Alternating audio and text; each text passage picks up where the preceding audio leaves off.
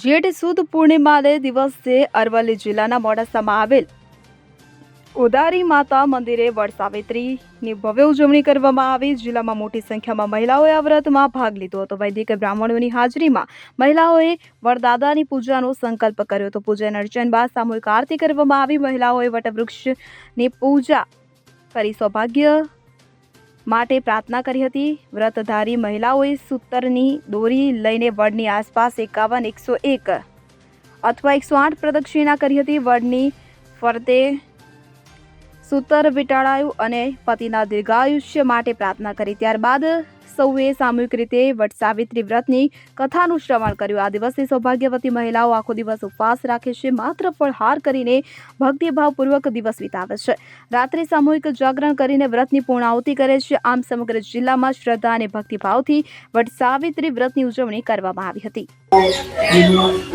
મારું નામ રુચિતા ભટ્ટ છે। આજનો દિવસ વટસાવિત્રી પતિના લાંબા આયુષ્ય માટે ઉજવવામાં આવે છે।